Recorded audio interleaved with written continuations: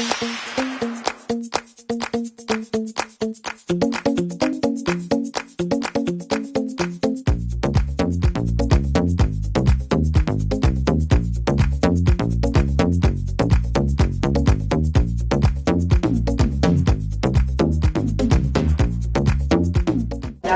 esta tercera plática de la Sala Miguel Ángel Herrera.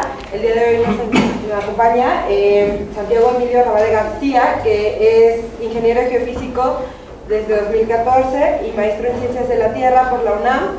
Desde 2012 se desempeña como becario en el Instituto de Ingeniería, donde ha participado en diferentes proyectos, ha presentado resultados parciales y totales de trabajos de investigación que ha realizado en congresos internacionales, 3 nacionales, dentro de los que se encuentran la reunión anual de la Unión de Geofísica Americana y la reunión anual de la Sociedad Sismológica de Estados Unidos, entre otros.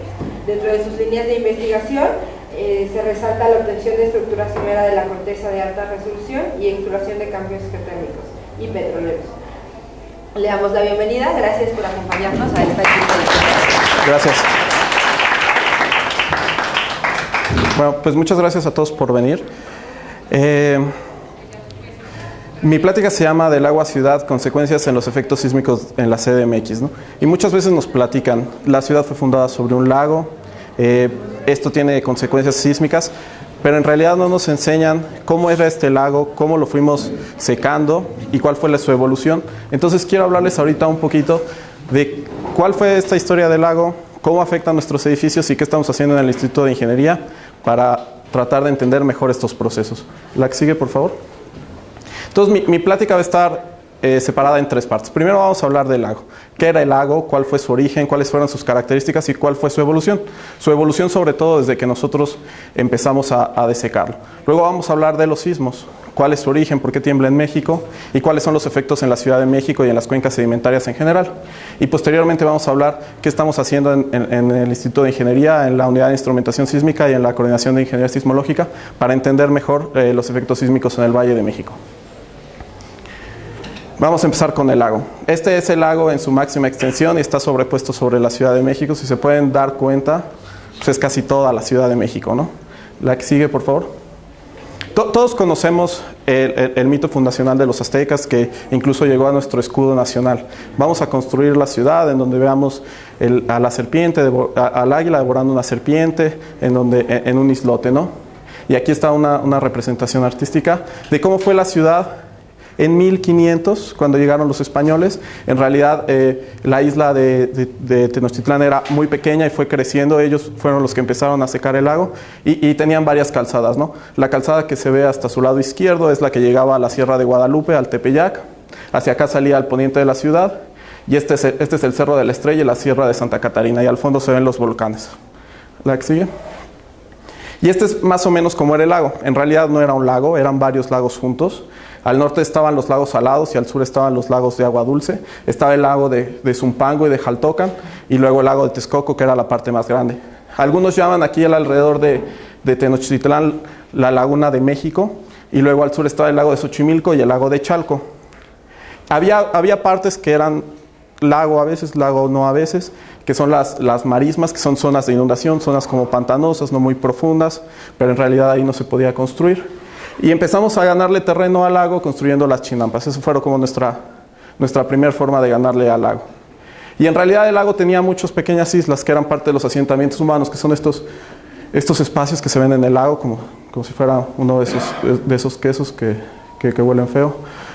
Y estaba alimentado por varios ríos. La que sigue, por favor. Y esta es una figura de cómo fue de cómo inició la evolución del lago. En realidad el lago solo estaba junto cuando era época de lluvias. Cuando no era época de lluvias había separaciones claras entre los lagos, que es esta imagen del lado derecho del siglo XVI, año más o menos 1500, 1550, cuando llegan los españoles a México. Si se fijan, los lagos de Zumpango y de Jaltocan se separaban del de Texcoco, y el lago de Chalco y de Xochimilco se separaban de los otros dos. Al comienzo del siglo XIX, para que nos pongamos en contexto, eso es aproximadamente cuando empieza la Revolución de Independencia, la Guerra de Independencia, 1800, Ya habíamos separado completamente los lagos del norte del lago de Texcoco, que es el del centro, y ya los habíamos separado completamente de los lagos del sur, que eran los de Xochimilco y los de Chalco. Y en el año 1889, para que nos pongamos otra vez en contexto, que es más o menos cuando empieza el porfiriato, ya quedaba muy poco de los lagos del norte, ya estaban completamente separados, ya se había creado un nuevo lago, el lago de San Cristóbal, que es este de acá. Y los de Chalco y Xochimilco seguían más o menos juntos, ¿no? Y seguían más o menos del mismo tamaño. ¿La que sigue? Y entonces la ciudad, una ciudad naciente en 1629, la colonia, tenía muchos problemas de inundaciones porque estábamos en un lago y los caudales de los ríos seguían llegando y nosotros seguíamos sacando el agua. Y entonces en 1629 fue la inundación más catastrófica de la que se tenga historia, ¿no? Se inundó la ciudad durante 5 años. Imagínense estar bajo el agua 5 años. Un montón de gente se tuvo que ir de la ciudad, que fue cuando Puebla tuvo mayor crecimiento, porque los españoles dijeron, no podemos vivir aquí, vámonos a vivir a Puebla. Y entonces fue cuando Puebla tuvo este crecimiento colonial, y por eso vemos tantas estructuras coloniales en la ciudad de Puebla. Y hubo 20,000 muertos, la mayoría fueron indígenas, que siempre las clases más desprotegidas son las más dañadas en este tipo de eventos. En 1951 fue la última gran inundación. Se inundó hasta 1 metro de altura, y las estimaciones más fatalistas dicen que estuvo inundada hasta 3 meses, pero la mayoría va por el rango de los 10, 20 días. Incluso la inundación estuvo tanto tiempo que tuvieron que crear estas plataformas de madera improvisadas para poder cruzar las calles, porque las calles estaban inundadas. Con tantas inundaciones, fueron decidiendo, pues bueno, para que no se inunde la ciudad, pues tenemos que ir secando el lago. Y para que el lago no tenga agua, tenemos que empezar a controlar el flujo de lo que tenemos. Entonces, cada una de estas líneas es un río. A todos los ríos que llegaban del poniente, todos los ríos, el río de los Remedios, el río de la Piedad, el río Churbusco, les fueron poniendo presas. Entonces con eso controlaban el flujo que entraba hacia la ciudad. Luego hicieron unos drenajes hacia el norte de la ciudad, cortaron tajos en las montañas para poder sacar por ahí el río. Y de las últimas cosas que se hicieron fue el Gran Canal. Hicieron un gran canal que iba desde Texcoco hacia el norte para sacar las aguas. Túneles impresionantes, cuando eran cosas ingenierilmente, que eran unos retos ingenieriles. Eso se hizo más o menos en la edad del porfiriato. Y entonces fuimos secando el lago, hasta que llegamos a nuestros días. ¿La que sigue, por favor? Esto ya es en el siglo XX. 1920, 1950. Si se fijan, conforme fueron creciendo las ciudades, la mancha urbana es la gris, el lago es lo azul. Es casi completamente proporcional. Crecemos en población, disminuimos el tamaño del lago. ¿La que sigue? Y esto es hoy. Los azules oscuros son los remanentes del lago, y el azul claro es el lago en su máxima extensión.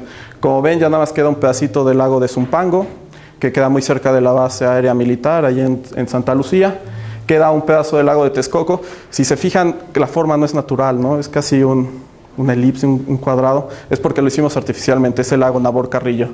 Y aquí en el sur queda un pedacito súper pequeño del lago de Xochimilco, y el lago de Chalco todavía es un poquito más grande.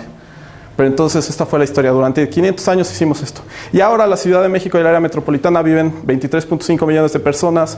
La forman casi 60 entre delegaciones y municipios. Y es un área de más de 8,000 kilómetros cuadrados. Ahí les puse la orilla del lago y los pedacitos que quedan del lago para que nos demos cuenta de la magnitud de la obra de ingeniería. Durante 500 años fuimos secando el lago. Bueno, vamos a parar tantito por el lago y vamos a ver de los sismos, ¿no? ¿La que sigue? Entonces, ¿por qué tiembla en México? Tiembla en México porque hay 5 placas tectónicas que están interactuando. La placa de Norteamérica es donde está la mayor parte del país. Se está moviendo lateralmente con la placa del Pacífico. La placa del Pacífico se mueve hacia la izquierda y hacia arriba de la pantalla, como hacia el número 5. La placa de Norteamérica se está moviendo hacia el Pacífico un poquito. La placa de Rivera y la placa de Cocos se están subduciendo. Esto quiere decir que se están metiendo abajo de la placa de Norteamérica. Y la placa del Caribe se está moviendo lateralmente de la placa de Norteamérica. La mayoría de nuestros sismos son en la costa del Pacífico.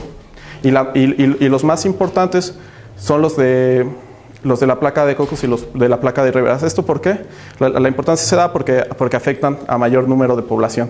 Recordemos que en la parte centro-sur del país se produce más del 60% de nuestros productos y vive la mayoría de la gente, ¿no? ¿La que sigue? Y estas son las áreas de ruptura de todos los sismos. La magnitud del sismo tiene una relación con el tamaño de deslizamiento que hay, el tamaño de las fallas. Y como podemos ver, el del 85 es de los más grandes. El de 1932 es el que fue de 8.2 en Guadalajara, que está hasta arriba. El del 7 de septiembre fue esta parte. Todavía hay discusión si rompió el gap de Tehuantepec o no. Y el que dicen mucho en las noticias es este, ¿no? La brecha de Guerrero. En 100 años no ha habido un sismo ahí, pero podemos ver que en toda la costa ha habido sismos. Entonces, estamos haciendo investigación para ver el potencial sísmico de esa parte, ¿no? Y el Instituto de Geofísica está haciendo varias cosas junto con universidades japonesas, y seguro lo han visto mucho en el Facebook, lo publican mucho. Espero que les esté llegando a ustedes. Y también están los sismos que son como fueguitos, ¿no? Estos, donde se encuentra el del 19 de septiembre. No son sismos anormales, simplemente son sismos que tienen otra génesis. Y como podemos ver, tampoco es un sismo raro, ¿no? Ya ha habido varios sismos en esa zona durante la historia de nuestro país. ¿La que sigue?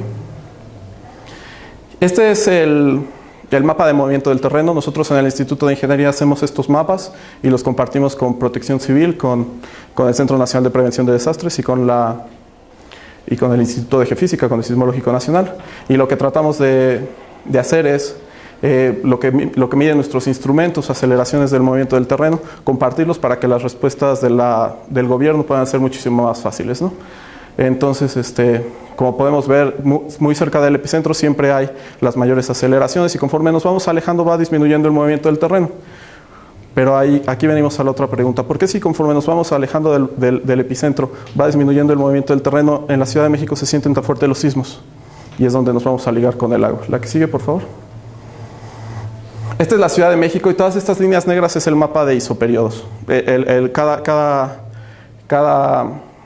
suelo tiene una vibración natural, y nosotros hemos hecho mapas detallados de en qué periodo vibran. Como podemos ver, bueno, primero, esta línea de acá, que sigue todo alrededor, ese es el límite del lago.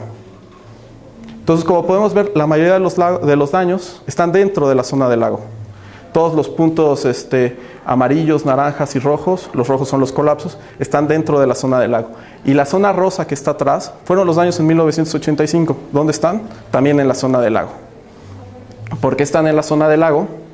Porque los suelos son blandos y generan ciertos efectos en las ondas sísmicas. ¿La que sigue? Estos son los efectos que generan en las ondas sísmicas. Estas son trazas reales de un sismo que ocurrió. Fue el de 19 de septiembre, pero de 1985. Podemos ver que cerca del epicentro las amplitudes son muy grandes, ¿no? Esta estación a 9 kilómetros, grandes amplitudes. A 100 kilómetros todavía vemos amplitudes grandes. A 200 kilómetros todavía se ven ciertas amplitudes grandes. Sentimos el movimiento muy fuerte. Pero conforme nos vamos alejando va disminuyendo la amplitud. Esto es normal, las ondas sísmicas se van atenuando con la distancia. Pero entonces llegamos a la Ciudad de México. En Ciudad Universitaria hay ciertas amplificaciones, se sienten los sismos. En los viveros de Coyoacán, también zona dura, se sienten, empiezan a aumentar las amplitudes. Pero luego llegamos a la Secretaría de Comunicaciones y Transportes. La Secretaría de Comunicaciones y Transportes está en la colonia Narvarte. Está en el cruce de Eje Central y Xola. Hay una estación ahí del Metrobús, de la línea 4. ¿Ya vieron el tamaño de las amplitudes comparando con las del epicentro? Son casi las mismas. ¿Qué está pasando? El lago, los sedimentos del lago hacen que la velocidad de las ondas sísmicas disminuya, y aumenta la amplitud y aumenta la duración del movimiento del terreno. Entonces ese es el problema de que hayamos construido en un lago. Y ya luego, cuando vamos saliendo hacia el otro lado, ya vuelven a bajar la amplitud de las ondas. ¿La que sigue?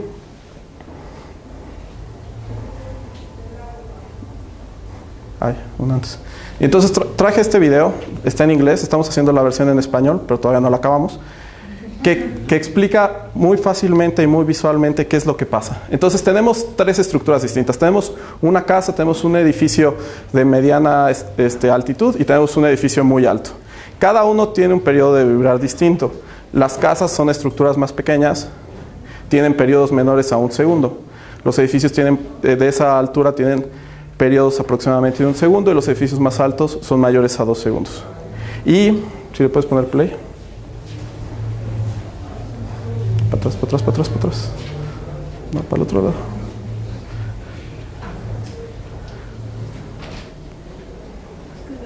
con el mouse. Ahí está, ahí salió la barrita. Ok, el suelo también tiene su periodo natural de vibrar. Las rocas duras, como las que tienen a su lado izquierdo, tienen periodos menores, y los sedimentos suaves tienen periodos mayores, que son los que vemos del lado derecho. Entonces, lo que está del lado izquierdo para ustedes es como ciudad universitaria. Llega un temblor y vienen las ondas sísmicas. Si las ondas sísmicas son de alto periodo, afectan casas pequeñas. Si son de periodos más largos, afectan a los edificios de mediana estatura. Y cuando llegan a periodos muy altos, afectan a las estructuras más grandes. ¡Pum! Y este es un ejemplo real de la Ciudad de México. Ciudad de México, 1985. La parte gris es rocadura, la parte de acá es una cuenca sedimentaria. Vean cómo el movimiento fue súper distinto en cualquiera de las dos partes. Esos son los efectos que causa haber secado un lago y haber construido encima de un lago. Entonces, palomita, palomita. Y si cambiamos los terrenos, eventualmente van a cambiar. Esperemos. Un poco más, un poco más. Bueno, casas en sedimentos suaves, edificios en roca dura, ¿no? Y al revés, pues no. ¿Por qué? Porque son más vulnerables a los sismos. Ahora, también hay métodos constructivos que limitan este peligro, ¿no? O sea, nosotros podemos hacer cosas para que nuestros edificios sean más seguros, pero a grandes rasgos eso es lo que se recomienda. Entonces, la que sigue. Entonces, ¿qué está haciendo el Instituto de Ingeniería? Nosotros en el Instituto de Ingeniería nos tratamos de resolver cosas cercanas a la población, soluciones ingenieriles, soluciones a problemas de todos los días. ¿La que sigue? Lo primero es que desde hace mucho tiempo tenemos la base de datos de acelerográficos de la Red Sísmica Mexicana. Nosotros tenemos más de 100 estaciones en el país que miden las aceleraciones de los sismos. Entonces nosotros lo que hacemos es que después de que los procesamos, después de que recopilamos todos los datos, más o menos 6 meses después de que ocurren los sismos, los ponemos a disposición del público. Si alguien en la Universidad de Guadalajara quiere estudiar un sismo y quiere usar nuestros datos, puede meterse a esta página de internet, meter sus datos y bajar los datos. ¿Alguien de China quiere hacerlo? Puede hacerlo. Ahí tenemos nuestras políticas de uso, es para uso educativo, para uso de investigación, pero lo tenemos disponible para cualquiera. Una de las cosas más difíciles para la gente que trata de hacer investigación es datos muy preciados, entonces nosotros los ponemos a disposición. ¿La que sigue? Tenemos este proyecto desde 2016, lo propusimos en 2015, eso fue antes del temblor. Vamos a medir 500 puntos en toda la Ciudad de México para que podamos hacer un mejor mapa de periodos y podamos saber qué estructuras, qué tipo de estructuras debemos de construir en cada pedazo de la ciudad. Ya llevamos más de 200 medidos, que son todos estos puntos naranjas que están al sur, que es donde tenemos más dudas, porque fue la última parte de la ciudad que creció. Y todavía nos falta ir hacia el norte de la ciudad. Cada semana vamos y ponemos 20 sismómetros, los dejamos grabar 5 días, los recogemos, bajamos los datos y volvemos a ir 20, hasta que acabemos con toda la ciudad. Empezamos en 2015. ¿La que sigue?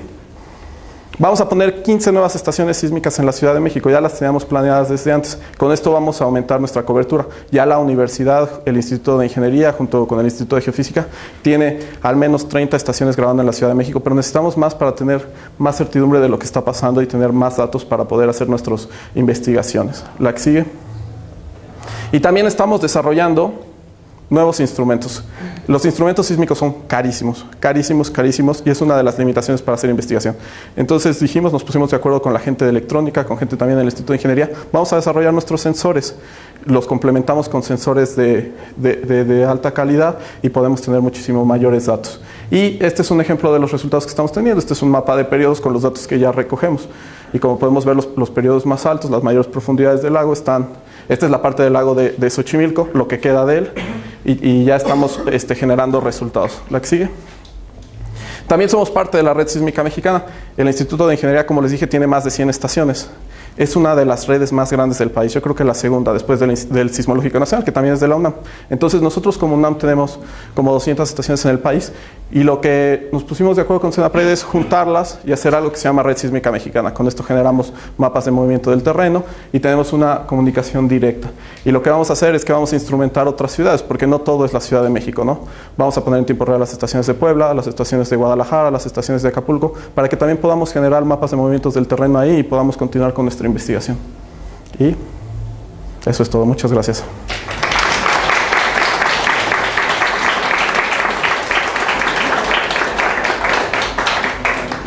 ¿Tienen alguna pregunta? Bueno, es que bueno, en la escuela hemos estado hablando sobre eso y por lo que he investigado y por lo que me han dicho, bueno, me habían dicho que los sismos que hoy hemos tenido ya son provocados, ya no son naturales, ¿es cierto? No, los sismos que estamos teniendo son naturales.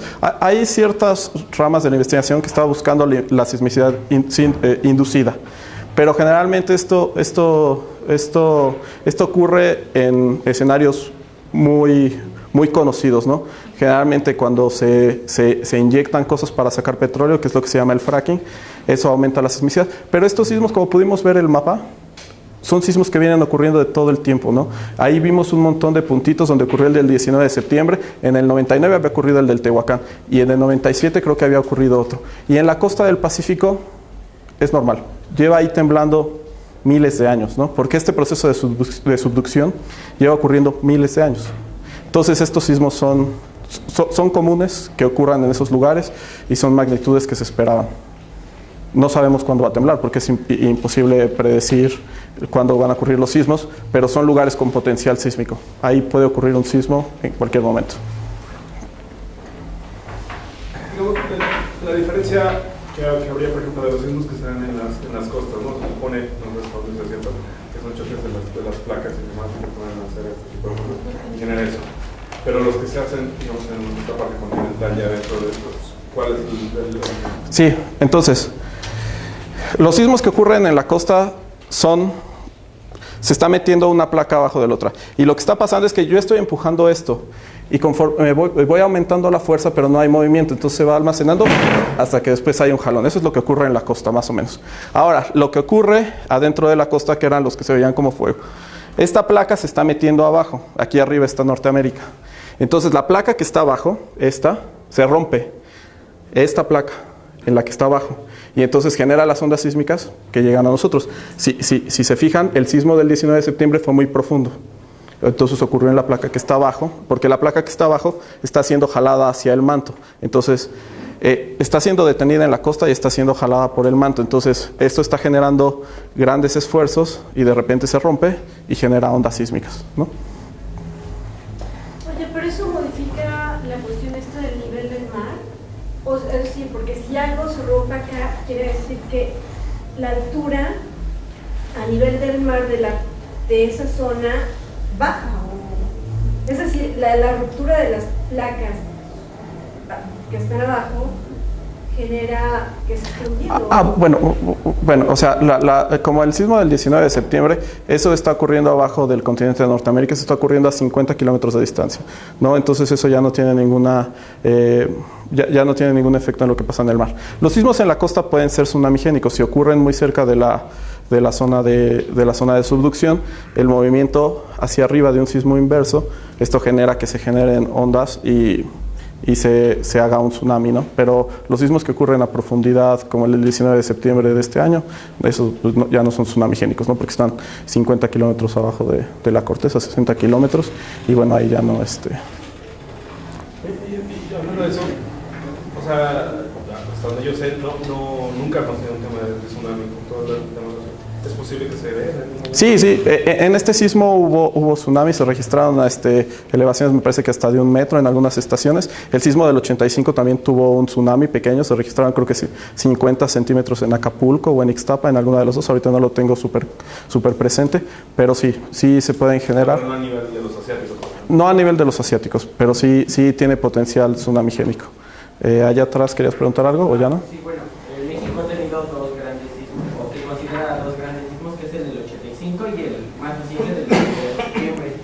Pero hay una construcción que básicamente como que no ha sufrido daños, y me imagino que es por su construcción, que sería la Torre Latino. ¿Qué me podrías decir más o menos de eso? Porque no ha sufrido tanto daño como las demás. Sí, o sea, si te fijas, todas las estructuras altas, incluyendo todas las que están en reforma, generalmente no han sufrido daños porque la gente es muy cuidadosa cuando construye edificios tan grandes, hacen muchos estudios y lo diseñan con peculiar cuidado porque son edificios emblemáticos, son edificios muy caros. Entonces tienen gran investigación detrás de ellos, tienen gran desarrollo, tienen gran ingeniería y por eso generalmente los edificios tan altos no tienen problemas. Los que tienen problemas son edificios más pequeños, donde no se invierte tanto dinero, donde no se invierte tanto en investigación, en hacer un buen diseño estructural, y esos edificios son más dañados. Aparte, si te fijas, los edificios más altos tienen un periodo muchísimo más largo, entonces las ondas sísmicas van a otros periodos y no afectan tanto esos edificios por acá. Yo he escuchado, bueno, creo que muchos hemos escuchado a mucha gente que después del sismo dice, no, es que mi edificio dice que tiene gato hidráulico y por eso no pasa nada. Yo quisiera saber bien, algo un poquito más detallado, cómo funciona eso.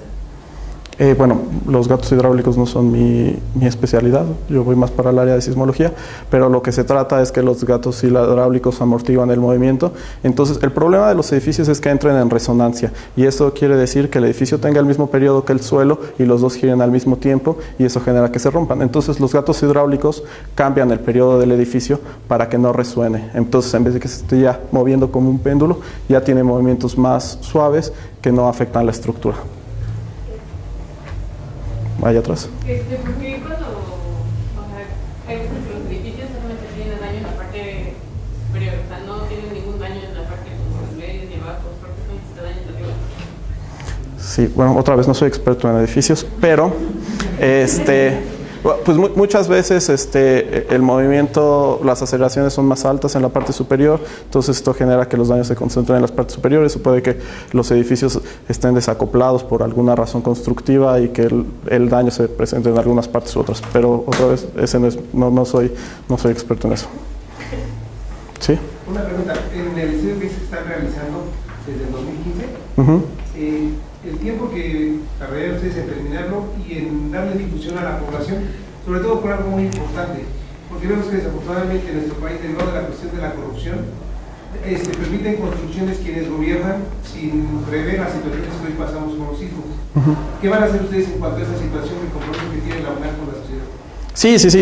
O sea, esta investigación va a ser totalmente pública. Pues, estamos teniendo apoyo del gobierno de la Ciudad de México, tanto en fondos, tanto de la universidad.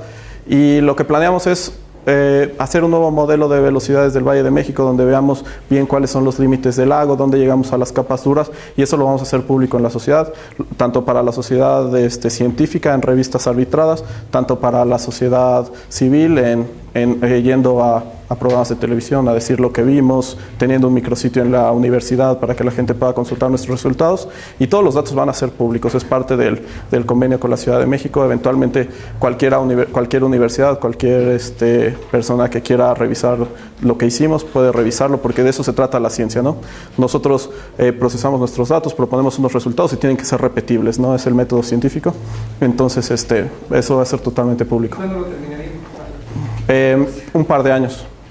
Ese es el problema, ¿no? La ciencia es tan deliberada que es lenta, y generalmente los cambios son más rápidos, pero estamos tratando de hacerlo lo más rápido que podemos, pero que quede bien, ¿no?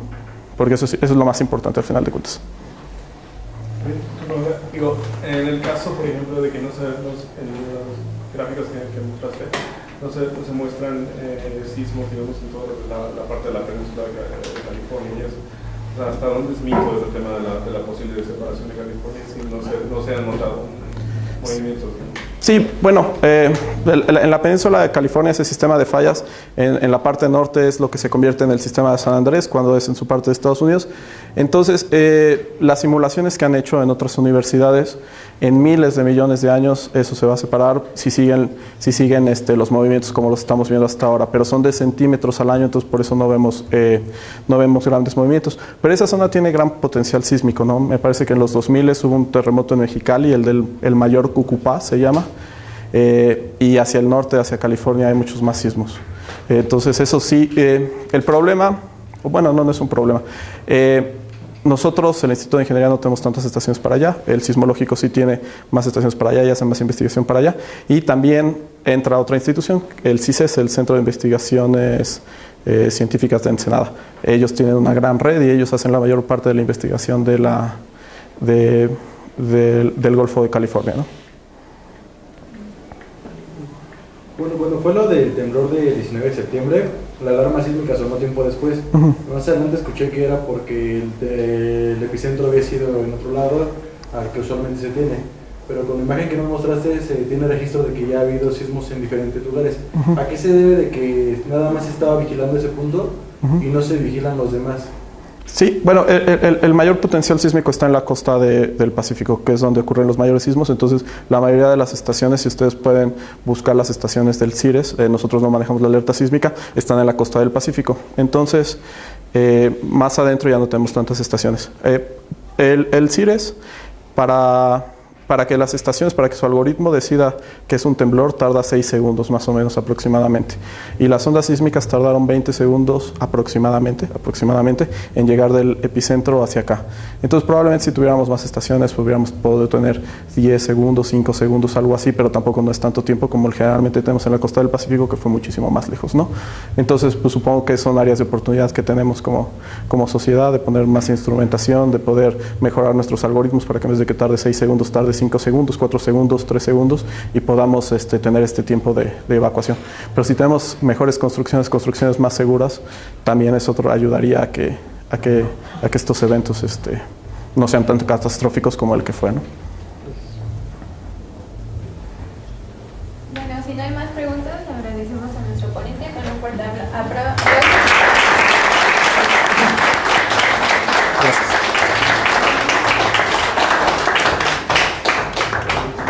Gracias.